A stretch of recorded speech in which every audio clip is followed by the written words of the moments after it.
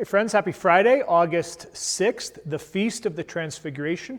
For those who work regular work weeks, I hope that you have some rest and some recreation coming up. A little bit of time to just be and to allow God to be with you. The Feast of the Transfiguration, we have different readings. They're specific for the feast itself. I'll only give you a reflection on the gospel today. I would invite you, read that first reading from Daniel, read the psalm, read the second reading, see what jumps out at you. Daniel's always great to pray with using our imagination because the imagery in Daniel is always vivid. Peter, that letter from Peter is kind of hard charging in the content of our faith. But my heart was drawn just to the gospel today. Transfiguration, August 6th. When I was a young priest, I tried to, take young people out into the mountains, go for a hike and celebrate Mass on a mountaintop or something on August 6th.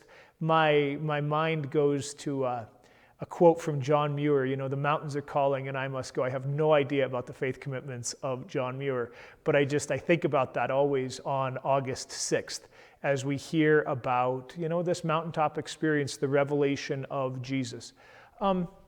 Two things pop out at me in my prayer in relation to this gospel reading. The first, right? This is my son, listen to him, the voice that comes, that speaks of Jesus. And maybe we just do a little bit of that check-in with ourselves, a little bit of that pulse, taking our pulse. Who am I listening to? What voices are there in this world that are speaking to me? And am I listening to them more than I ought? Just to acknowledge that in a modern world, so loud, so noisy, so busy, so much chatter, it can be a challenge to listen to the voice of Christ, the voice of love, of abundance, the voice of transformation, of life-giving water. So I just invite us to ask how we're doing at listening to that voice that speaks blessing and care for us. The second one that it sometimes jumps out at me, but oftentimes I miss it. It's the very end of this passage of Mark's gospel. I really appreciate this statement of these students of Jesus, these disciples. They were questioning what rising from the dead meant. Just day after day, living the mystery of the dying and the rising of Jesus, and living it in our own lives and experiencing that call to suffering, the call to the cross, to do it with faith and determination and with some dedication that God is going to bring new life, right? To just ourselves kind of wrestle with that question, rising from the dead, in the small ways that we experience God present in our midst.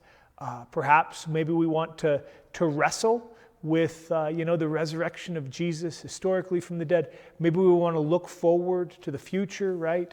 We believe in the resurrection of the body and life everlasting, as we say in the words of the Creed, right? That image of what we desire, what we dream of being, glorified, heavenly, spiritual body united with our soul for all eternity.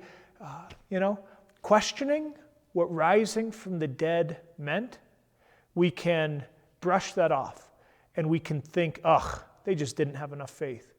But to really roll it around, our hopes, our dreams, our uncertainties, our questions, our desires, to imagine the good things of God, it's not a bad thing. Instead of just focusing on our to-do list, making sure that our bank account's balanced, spend a little bit of time questioning what rising from the dead means. Today, mountaintop experience, Jesus revealed in glory, law, prophets, voice, powerful image. To just sit with that and to allow the Lord to draw us in. Happy Friday, friends. Many blessings to you. Read the readings prayerfully, turn off the screen, spend some time in silence, listening in prayer. Let's be praying for each other, praying for all who suffer, all who are struggling. Happy Friday.